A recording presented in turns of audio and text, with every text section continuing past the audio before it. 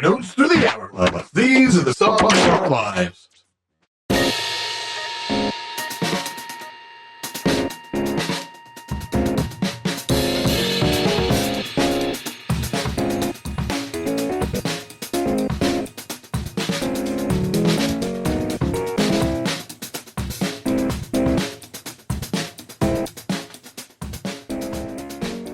Hello and welcome to the latest episode of Songs of Our Lives. I'm Brad Rose. I'm an artist, a composer, a writer, the founder of Foxy, Digitalis, and someone who thinks about music and sound far more than is healthy. Each week I invite on a guest to talk about the songs and the music that has meant a lot to them and left its mark. Previous guests include Josh Mason, Concepcion Huerta, Dominique Madelson, Ruth Garbus, Bob Holmes, loads of people. Had loads of people on this show. But this week, I am beyond excited to have Mayssa Jallad on the show. She is one of my favorites. Her album from a few years ago, Battle of the Hotels, it remains, I don't know, like, force me into a corner and I might tell you it's my favorite record from the last decade. I love it that much. There's just so much to, and yeah. And so she has a couple recent singles out. One came out a few months ago, which is kind of what started the process of making this happen. I'm not going to pronounce it. It's on Ruptured, one of the greatest labels in the freaking world. You just need to support everything that she's doing. And just, yeah. And just more generally, the Beirut scene, probably best scene in the world. I can never get over how much incredible music and art and everything is just coming out of there, and it just continues. And on the music front, like, Ruptured is, label wise, is really at the center of it. And shout out to Beacon Sound too, because in the US they're doing a lot, supporting it too. But yeah. Anyway, this was a joy to do, an absolute delight, and I know that y'all will enjoy it.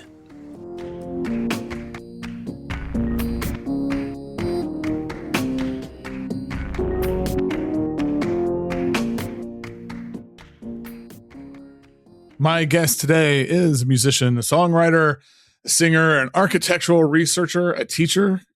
God, you're a lot of things. It's Mayssa Jallad. Welcome to the show. Thank you so much for having me. So, Battle of the Hotels remains probably one of my favorite records. Like, calling it an album doesn't even feel like enough, but my favorite pieces of art of the last decade. I think I've made very clear how much I love that record. And so, like, your latest, which I'm going to ask you to pronounce because I will not do it justice. Your latest song. It's called Taamir, Bahriyyeh. You're exploring more histories. See, I could never. I'm glad I didn't try that. Can you just tell me a little more about it, like the background of it, I guess, and stuff? Yeah, I've been on this quest to explore the events surrounding a specific protest that happened in the 70s, right before the beginning of the Lebanese Civil War. And this quest has been leading me, and it's literally been a quest because every new discovery is leading me to another new discovery. Oh, wow. And so after releasing Ad-Douar, which is a song where I released, I think, last year or a couple of years ago. What is time, right?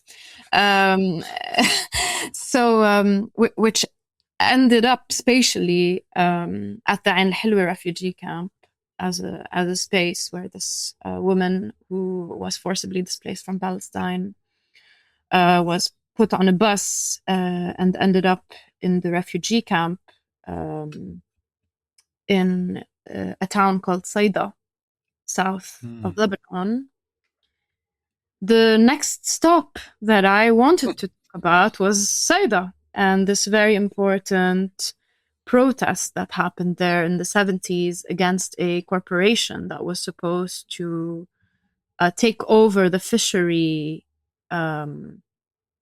craft. Because it wasn't an industry, right? And so there was this corporation called Protein that was set up, and the government had agreed that it would start industrializing the fishery business, like that it would become a business.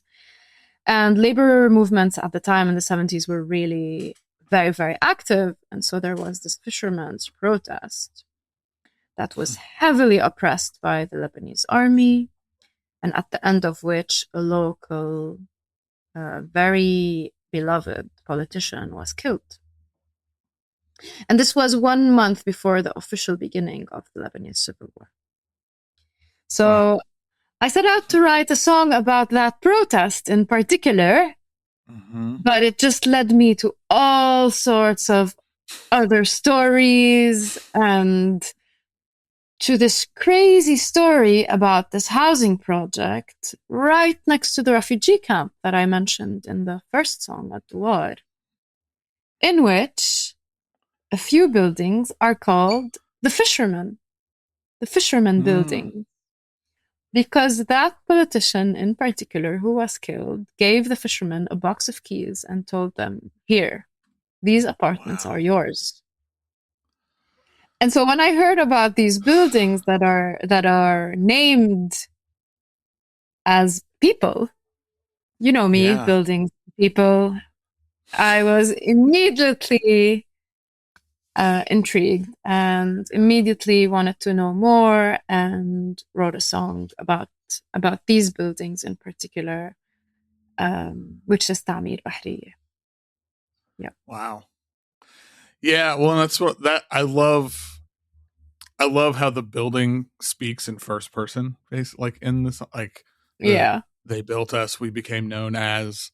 How, like, what makes you give it a voice instead of sort of narrating it from the outside? I really tried to I really tried the point of view of, this happened in the 70s, blah, blah, blah. And I even tried the point of view of, I'm a fisherman and this is happening to me. But I'm neither a fisherman, and nor did I actually live at that time.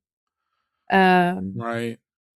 So for me, the point of view of architecture and urban landscape is the most logical. Because, I don't know, I think speaking on behalf of the built environment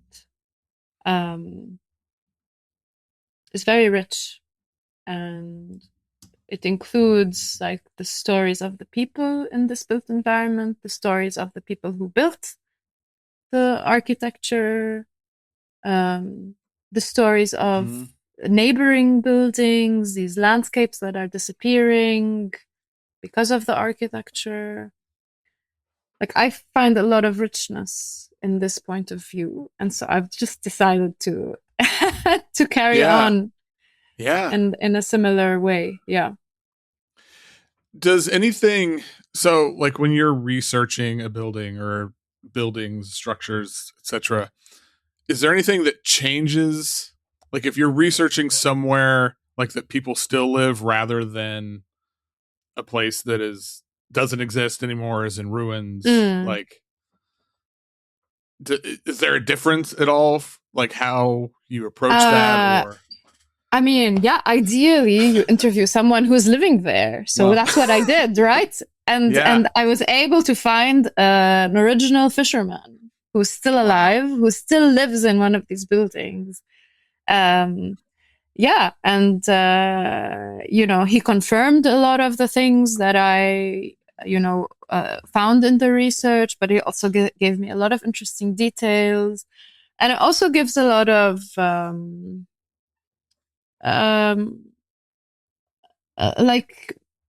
reality to, like these are stories that actually happen to people. It's not just something that you read somewhere. And a lot of emotion.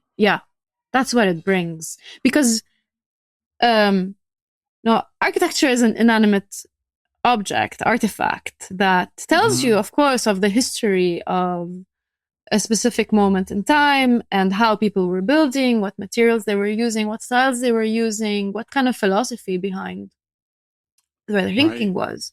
But at the end of the day, it's an inanimate object until you describe and you meet the people who live in it and who have appropriated it and who have, in the case of the Taamir, expanded it. So like this guy, his whole family was living with him. So they closed off the balcony so that they could use it as like an extra room.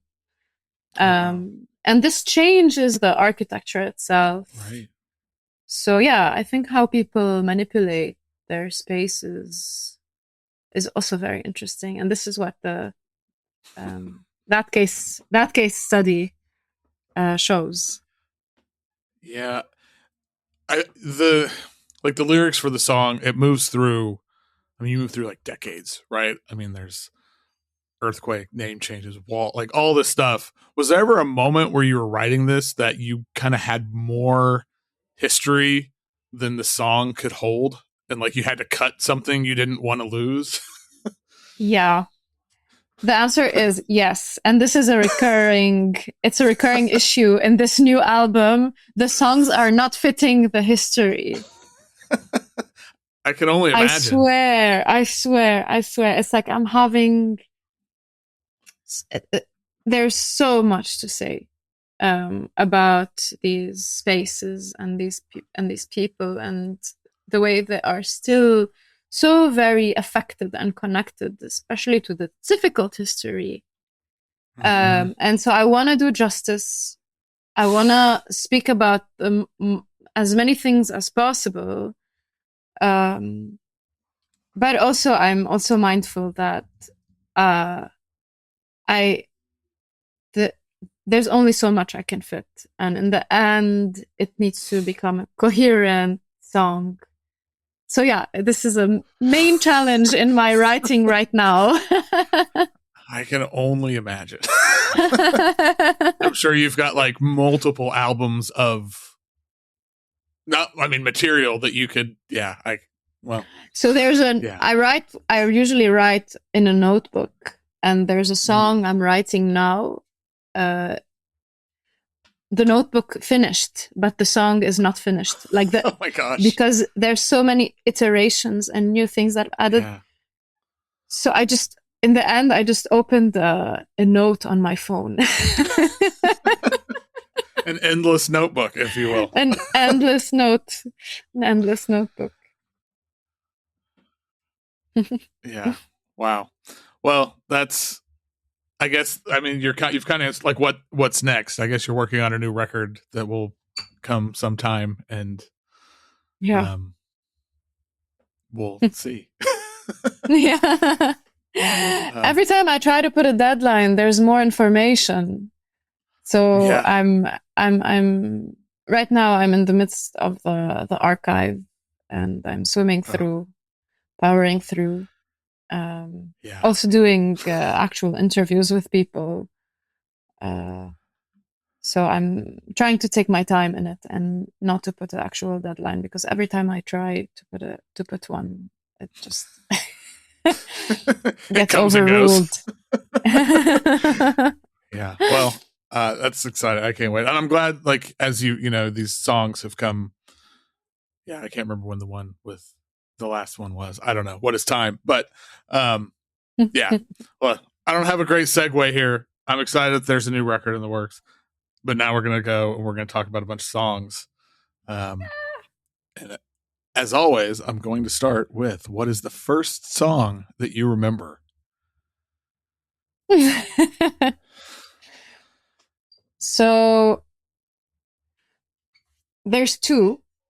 And one of them, there's video evidence, because, our parents were obsessed with, like, recording us. Oh, wow. With the VHS thing. So I have, like, a home video of me listening to Michael Jackson's It's Black, It's White. to actually not listening, watching the music video, because we Yeah. had cable. We had cable when I was young, and I was checking if my face was morphing. Because I don't know if you remember, but that video Ooh, at the end of it, the yes. faces change. Yeah. So The it's an video was a early really big memory. deal. So good. Yeah, it really was Yeah. a very big deal. And Um, I think to me it was a very big deal. But if I want to remember, like remember, with no video evidence, my mom used to watch. My mom used to watch the soap opera. We lived in France for a bit. My younger sister was born there, like a year and a half after I was born. mhm. And my mom used to watch a soap opera called The Bold and the Beautiful, but it was in French. Mhm. Amour, gloire et Nice. beauté. And the theme song for it, so like how it starts, Yeah. is like ingrained in my memory. Oh Like my I will god. never forget it. That's amazing. I love. Did you all get Days of Our Lives over there? Do you remember? I only ask No, because that's Songs of Our Lives is of course named after Days of Our no, Lives. That was exactly. my Actually, maybe that's what reminded me of right. The Bold and the Beautiful, the name of your podcast. Yeah. I have my grandma watched Days of Our Lives, and I have very distinct memories when I was like, if I Oh, was homesick from school or something, my grandma would come and stay with us when my parents went to work, and I still remember she would watch Days of Our Lives, and so that was like the whole thing was like the sands. What was it like? Sands through the hourglass. These are the days of our lives. So that's like the okay. whole. That's why it's notes through the hourglass. Because yeah. Anyway. Oh, Um, also. yeah. It's very yeah. Shout out to my grandma. Um, Shout out, but yeah, Grandma. it's amazing though how those things, yeah, just ingrain themselves in Mm-mm-mm. our brain. Yeah, like the saxophone. I'll never get it out of my head. This kind of 80s, 90s, early Mm-hmm. 90s saxophone. And like the choir saying, Amour, gloire et beauté. Da-da-da-da. Yeah, Yeah. you should someday. You'll have to cover that song. Wow, that would be fun. That would be hilarious.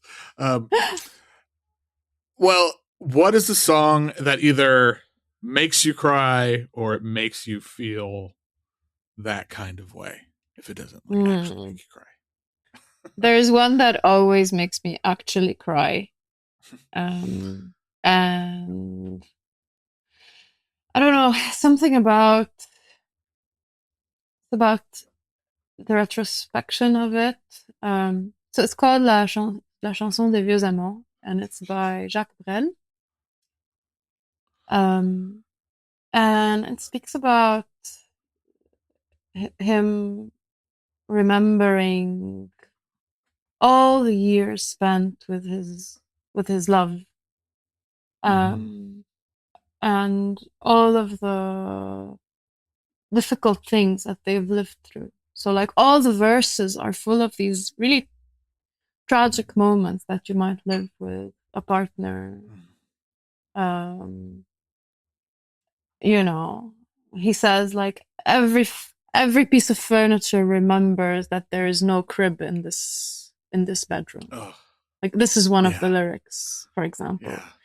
And it's just so heartbreaking. But the chorus comes in and he's like, my love, um, my my sweet love, I still love you. You know, I'm still here and I still love you. And at some point, like it gets so tragic that he even Yeah. says, um, you might have taken some lovers and I might have been distant, but I still love you. I find this heartbreaking, like every time, like how Yeah. it's so amazing how relationships can be sustained despite so much tragedy. If you really want that. Yeah, it's it's a hell of a song. His voice to like the way he conveys those lyrics with his voice, I don't know, it's it's brutal. I mean, it's like brutal but really beautiful at the same time. And I think it's like that mix of it is what is so just incredible. He's a true storyteller. And so eloquent in his singing even. It's a real story that you're listening to, and I appreciate him so much. I really like his other songs too. Yeah. Well, on the other side, what is the song that will put you in a better mood?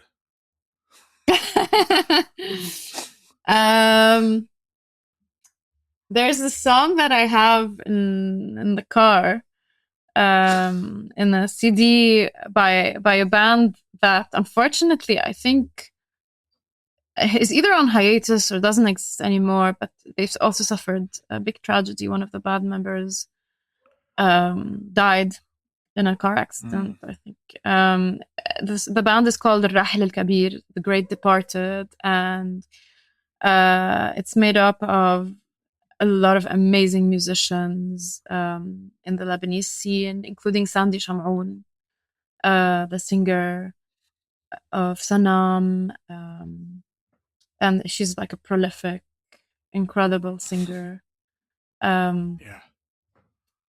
So much character, and the song that cracks me up every time and just puts me in such a crazy mood is Don't Mix. Well, Don't Mixi. Don't is how you pronounce it in Egyptian. Right. Don't Mixi, don't. Yeah, this is wild. It's so much fun. Like I just love how it's like drinking and driving don't mix, and then fish and yogurt, but then politics and the military. It's like, well, yeah, that's it's like we're going all over. This album is incredible. It's full of political satire and a lot of like incredible critique of everything that was going on at the time. And it's just hilarious in the best of ways. I listen to it all the time. Yeah, I can see how this would improve a person's mood for sure. All right, well, everybody's favorite question. What is objectively the best song of all time?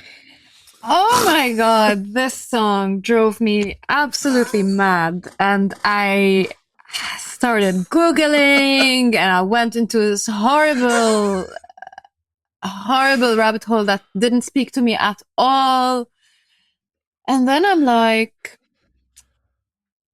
okay, the description to how you want us to find this song is what led me to my choice, which is like if aliens came to Earth, and I wanted to send them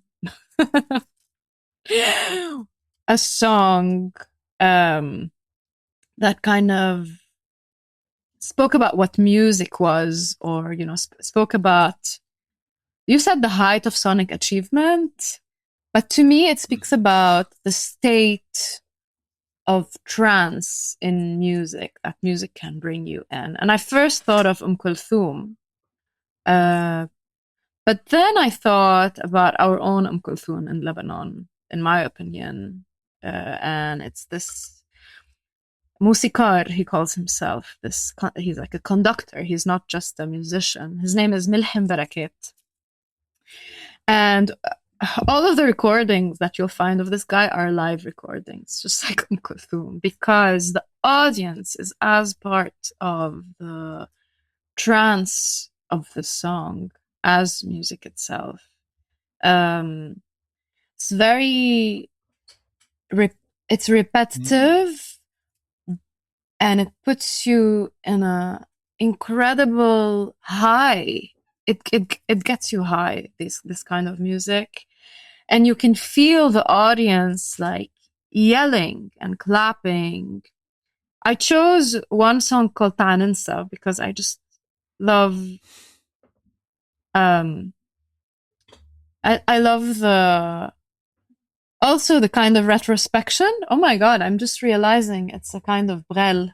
It's the Arabic equivalent of the Brel song that I chose. And it's kind of forgiving and forgetting and moving on with your life, with your loved one, and just trying to look forward to hope and the future together. You know, let go of everything bad that's been done to you. Let go of all of those who spoke badly about you. Let go of tears. And at the end of that song, there's their incredible chorus that I think he's like stepping up with his, like he changes key, or I know there's something that happens towards the end that makes the song really fly. I chose this one. There's another one also that I really like by him as well. That's called Ya Habibi Hubbak Hayyarni, which means, my love, I'm so confused by your love. And the song is ending, and all of a sudden, you literally hear the guy with the big drum. You hear him through the instrument miking, reigniting the song. He's like, I don't want this to end. Ya Habibi. He's singing through the instruments. And he's drumming through it.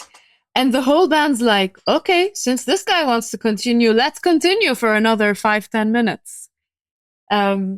So and everyone's on board. So like the Amazing. State of high, you know, this kind of communal joy in these songs, and the kind of easygoing joy and pleasure is just so beautiful. And I really want the aliens to know about it. Yeah. Now, so there's a number of songs on your list that I'd never heard. This is, of course, one of them. But like, it's so effervescent. It's like bursting at the seams or something. I don't know. There was like this song. I just want to like you. I don't know. I don't even have the words for it because I mean, I don't. Wow. I looked up the translations of the lyrics, and so, but it just like it's just effervescent and. It's incredible. I got to look up the one you're talking about with the other one you're talking about. I'm going to look that up when we're done because that sounds. I'll send it to you. Okay, amazing. Like that sounds so, and I can totally imagine it. Like, no, we're not done. Like, let's keep this going forever. We're not done. Like, imagine if you're in a band and you're like, you're not even in the band. Like, it's your project. You're the main diva lead singer. But your drummer is so is so involved and is so happy that he wants it to just keep going forever and ever, and it has the potential to do that. Yeah. Yeah, I just find that incredible. I love it. Okay, what is the song you used to love, but you heard it recently, or you think about it now, and it doesn't really do it for you the same way? Oh my gosh. I'm really, really sad to talk about this because they used to be my favorite band. I loved all of their songs. They're such an inspiration to me, and I'm sure to the rest of the music scene in Lebanon, especially the alternative music scene. And we just can't anymore. We just so it's so Radiohead we feel completely abandoned by, Yeah. as we now know their political stance and their refusal to boycott Israel. And it's just so confusing. Like even the messages and the justifications that they've written over time, it just doesn't make any sense. So now, like, I started like analyzing what this body of work is actually about. Like, if you can't see the oppression of the Palestinian people, does it just mean that your music is just so self-centered on the individual? Like, is this what it like you Right. speak about the oppression, like in No Surprises, for example, the song that I chose, like it's so evident how he's talking about like having your daily job and having to deal with kind of the oppression of just this routine and the difficulty of life itself. And I think a lot of their songs are about that. But when you now juxtapose that with their stance on Palestine, you're like, oh, I think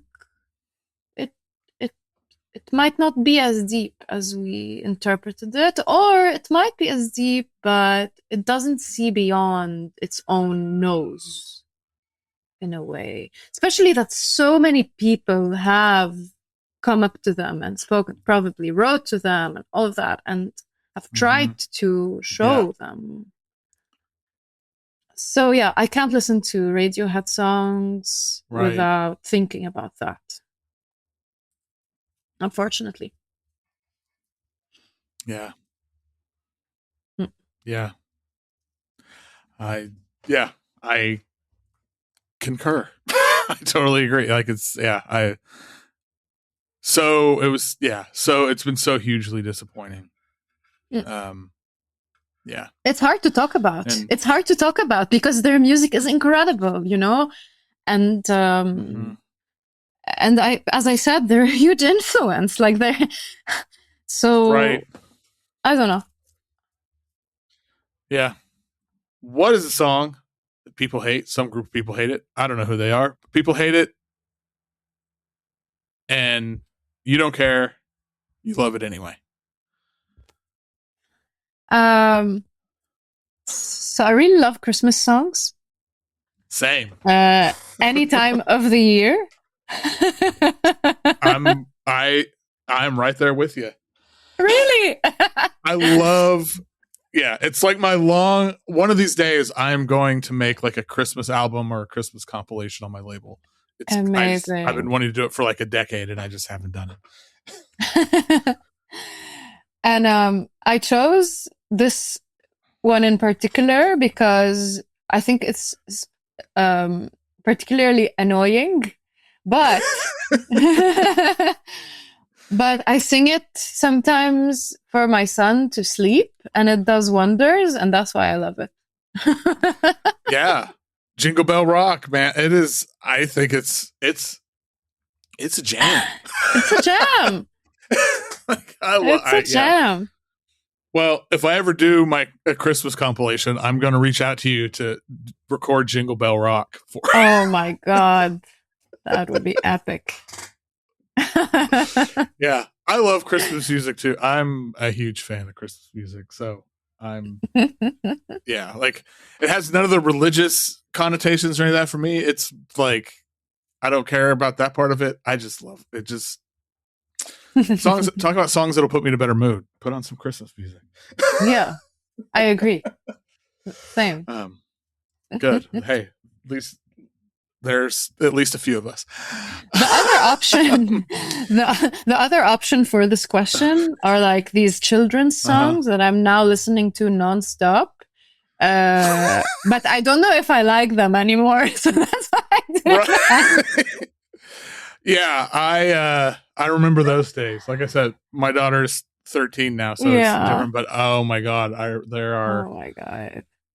Yeah, there are songs that if I probably heard them again, I might just like go into a corner and cry. Post traumatic. Yeah, totally. All right. Well, on a completely different tangent, what is the most romantic song? Oh. So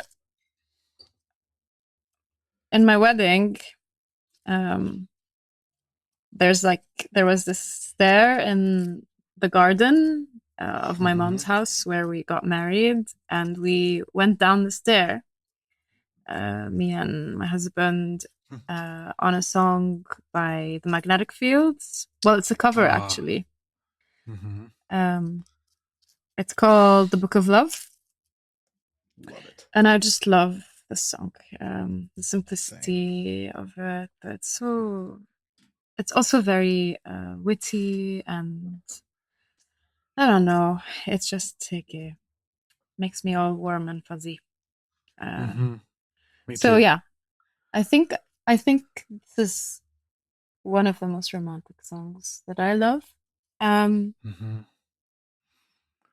Recently, though, sorry. Oh, it's just there's so many good lines, but the line I always go back to is like, "You could read me anything," and I think like I've been with my wife for going on 24 years, and there are still we still have those moments, and it's like it's the best. It's the best. Find someone who can read you anything. Yes. And you will be enraptured.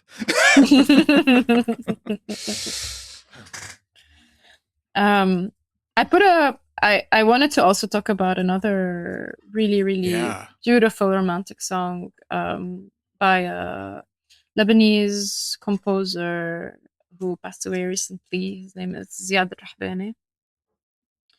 And he has this lovely, lovely song called Bala Wala Shi, which describes a love that's without any artifice, in a way, like this love that doesn't need obviously any money, makeup, jewelry, like in a very materialistic society where you tend to like buy your way into everything. Like, this is the kind of love where all you need is the shadow of a tree to sit under. Yeah, that's how. Yeah, this song was. I had never heard this, and absolutely beautiful. And also, I just got to say, the cover of the record this is on is incredible. Like, is it Hudu Nisbi? Is it in Hudu Nisbi? I think it is. Yeah. Yeah.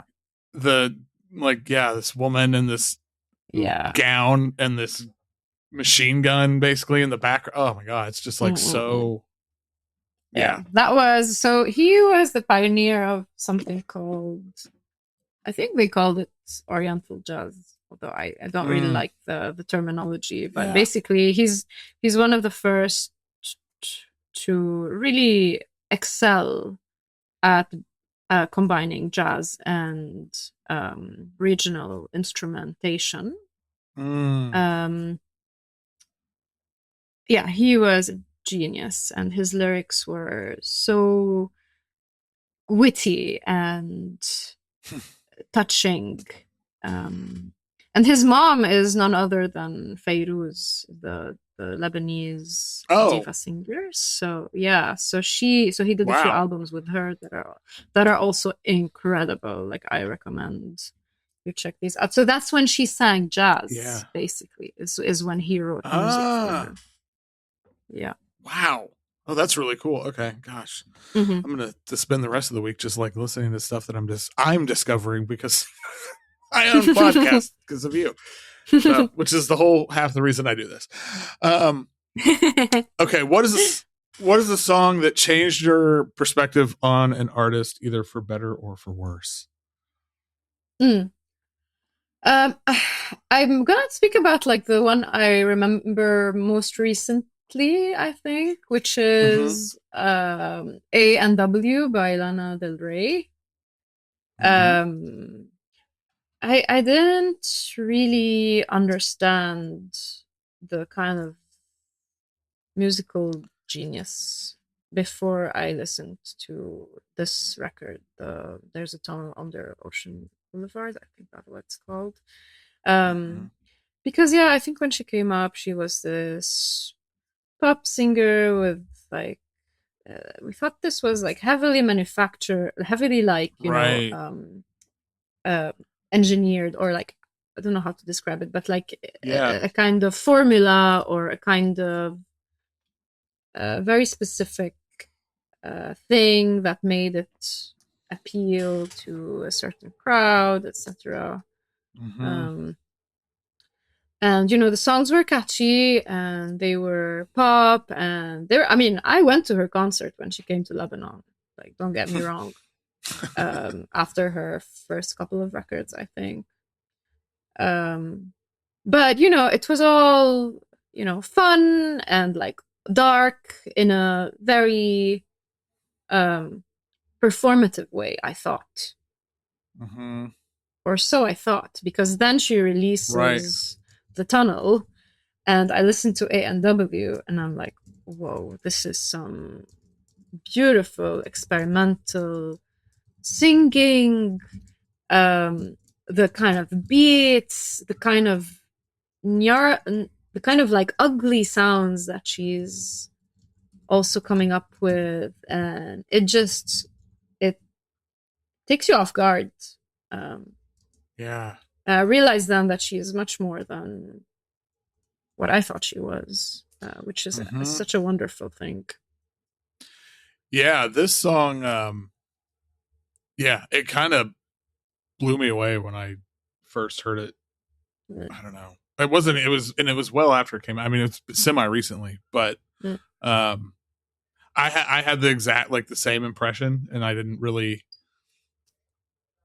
And it's my yeah. own fault. Like engage very deeply with her work most of the time. But then, yeah, hearing this record and this song in particular, I was like, wait a minute, what have I been? What's? Yeah, Yeah, it's just. this is really good and really honest and vulnerable.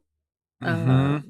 In a way that is very authentic. I thought Right. it was. I thought she was the opposite of that. Same. Like Yeah.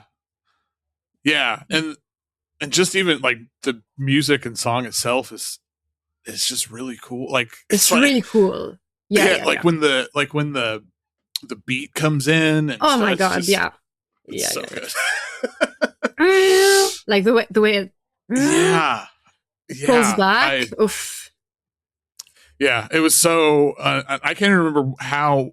I think somebody told me to listen to it. They're like, no, you should really listen to this record, like really listen to it. I was like, whatever.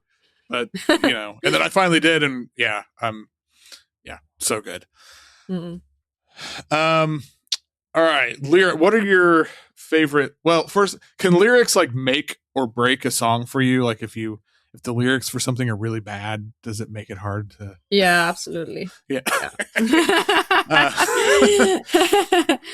uh, yeah. Yeah, because I'm a songwriter, Right.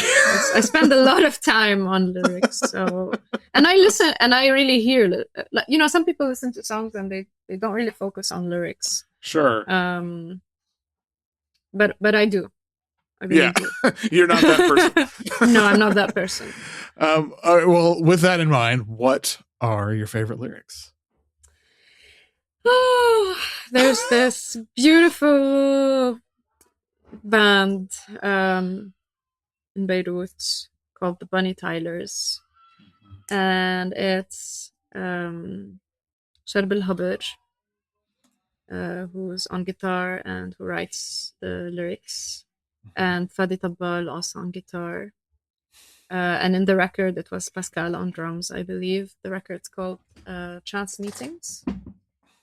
And they have a song called It Seems It All Disappears. I think it's a perfect song. And I think the lyrics just encapsulates something. They hold something. And this is something that Jacques Brel does incredibly well. He's such a poetic and smart and sensitive soul. It encapsulates something that we all feel as the youth. I'm not even going to say post-war youth, but because the war is ongoing, and it's like the pre-post ongoing war youth of Beirut. It's this feeling that things are disappearing, and what I love in this song in particular is the combination actually of the lyrics and this guitar hook. That seems almost whimsical, but it's actually very nostalgic and sad at the same time, because you're realizing that everything is just vanishing and just disintegrating. I think this is what this song achieves. Yeah, it's. I mean, both of them are incredible, and I interviewed Charbel about his newest album that came out a few months ago, and I love that album, and just him talking about it just open it up even more. So everybody should go read that. But yeah, there's so many good lines here, but I just like the whole nightmares hang on dreams. Yeah, what a line. Yeah, he has a way. Yeah. What song have you or can you listen to the most?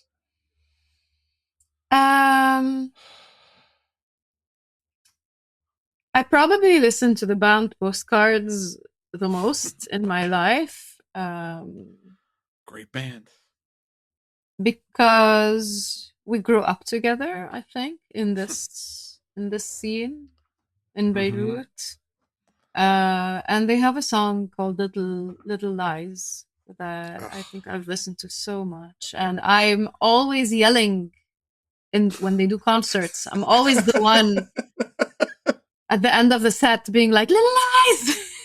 And I'm sure they don't know where this is coming from, but now my secret. Give it away.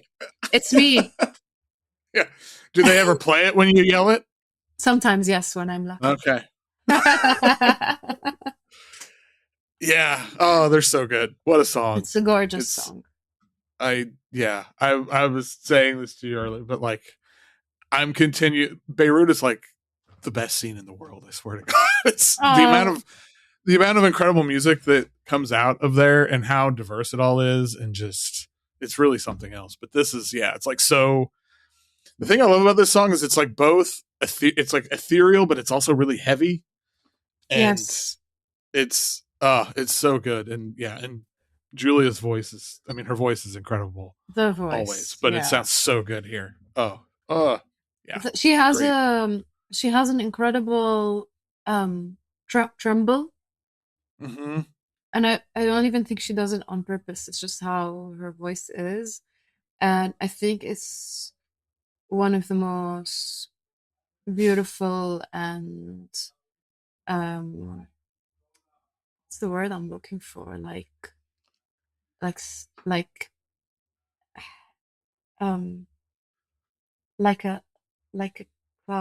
like a kind of weather, like a weather.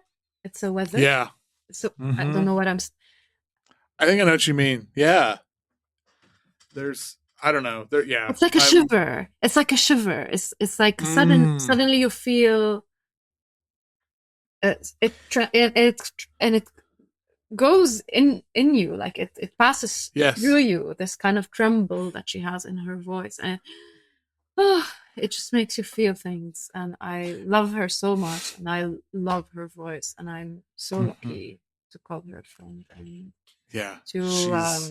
I really hope to write music with her one day. Let's see. Oh, fingers crossed. That would be amazing. Yeah. Ooh. What's the last song you completely fell in love with?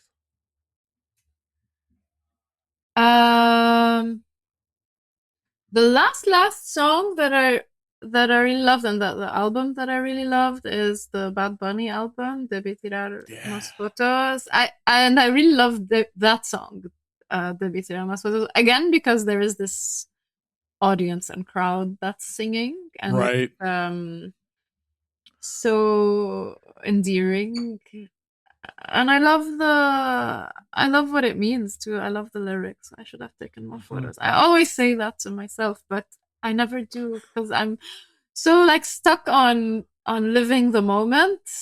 And then when I look back at photos, I'm like, wow, I'm so glad I should have taken more photos. It has a kind of nostalgia, and you wouldn't. This kind of depth and nostalgia from a rapper is, it's even more endearing, I feel. But there's so many rappers that are bringing out this kind of more sensitive side to them these days. So it's really nice. Yeah. This is like a recent one for me too. And I feel like I've listened to this song so many times in the last few months. Okay, what is your best hype song? You're saying because before this episode I told you that Pascal, the drummer of Postcards and the drummer in my band, has the best hype song, and that's why you should interview him ASAP. Pascal, if you're listening, I'm coming for you. But it's one by Marwan Musa, who's an Egyptian rapper. It's called Batal Alam, Champion du Monde, like the, how do you say it? Champion of the world, Batal Alam. Yeah. I just love it. I think it's so catchy and cool, and like, I love it. There's a lot of really good rap from Egypt. Yeah. Yes. Yeah. There's a lot of really good Egyptian stuff happening these days. Yeah. But this song, this is like one of those songs that it just makes me want to get up and dance. Like even thinking about it right now, I just want to start. Like I'm kind of just jamming in my head, but totally. It is. It's fun, and it's the bass is so good. And, yeah. So good. All right, last two questions. What is the song that means the most to you? Not necessarily because of the song itself, because of what you associate it with, or who, or experience, etc. This is a shout out to my sister Aya, who is my favorite person in the whole wide world. And we used to go to summer camp together, and we once did a choreography for Can't Heat, which is a Jamiroquai. Amazing. Is there video evidence of that? I hope not.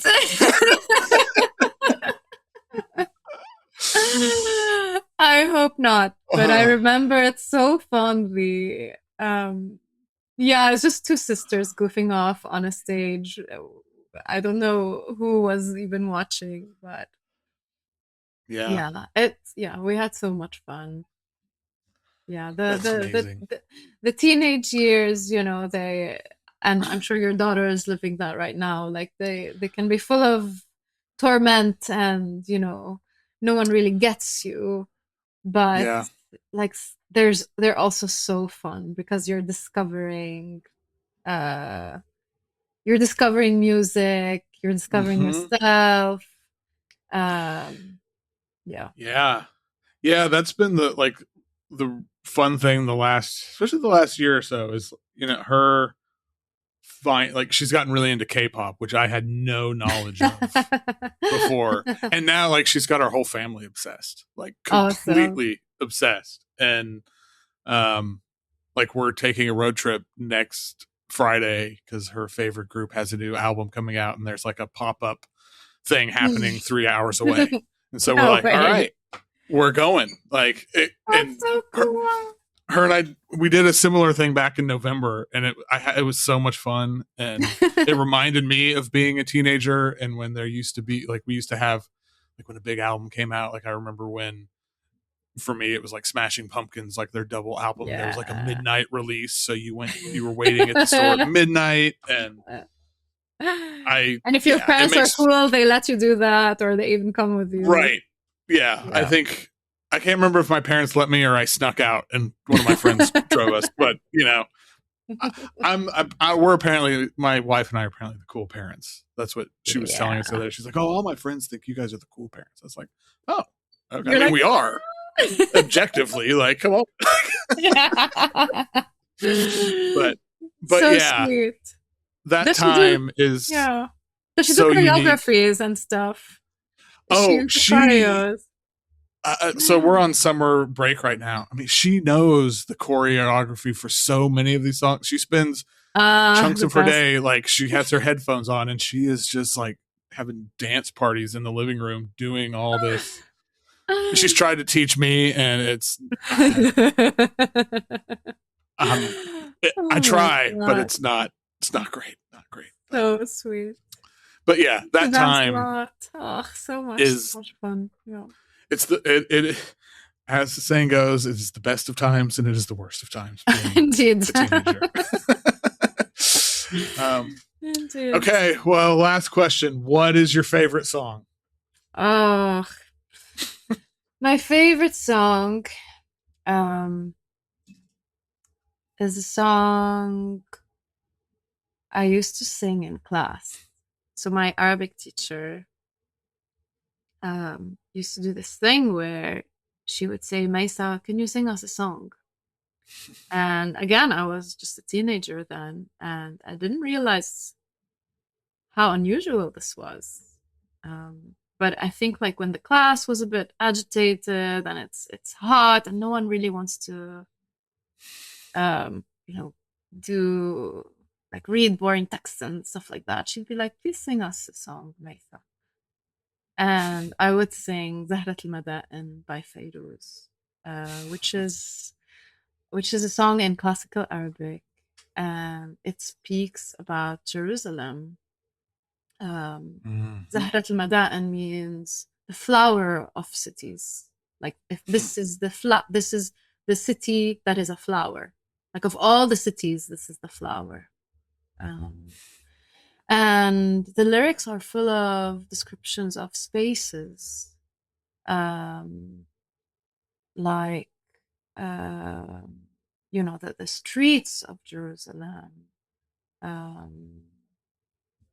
It's a kind of journey through a space that's been abused, and I think subconsciously, probably, it's been a big inspiration for me. For much. It's an incredible song. Like, and it just, like, it grabs you immediately. Yeah. And you're about to go on a journey. Yeah. And I love how it changes modes too. It can go very dramatic, and you have all of the horn section, and the drumming, the almost like military, and then she's talking about Jesus and Mary in, like, the stable, and it's this very sweet moment. But the beginning of the song is this very sober, prayer for Jerusalem and for its people that have been displaced, and its spaces that have been abandoned and destroyed. So I love how it jumps from mode to mode. It's like, I often think about, like, music and, like, people who make music that has a narrative to it, and not just lyrically, but, sonically. And this is such a good, like, amazing example of that, because it takes you through this whole, it's just like this whole thing in one song, like this whole story. It's really incredible. And it was written in 1967. So this is after the Arab-Israeli war. So this was the context, right. And a lot of changes happened after that. Israel control of the Gaza Strip and Sinai and the West Bank from Jordan. Like, all of a sudden there was this huge land grab and everything changed in 67 after this 6-day war. So they wrote it after this very important and tragic moment for Palestine. Yeah. Well, we made it through. We did. This was a lot of fun. I really appreciate it. Like, it took us however many months, but hey, we got here at the end. Yeah. And the new single is out now. Anything else you want to, like, you have any shows or, I don't know, anything you want to mention that people should be aware of happening in the next weeks, months? No, I'm just writing my new album where we might have a few shows in the spring of next year. But yeah, I'll let you know. Writing an album, filling notebooks. filling notebooks with the same song, different iterations over and over and over and over. At some point you're someday gonna make an album that is one song. It's gonna be like a 40-minute. Yeah, I'll consume it. Yeah, for sure. And I'll be here for it. Well, again, thank you. This was so much fun. Thank you so much. It really was.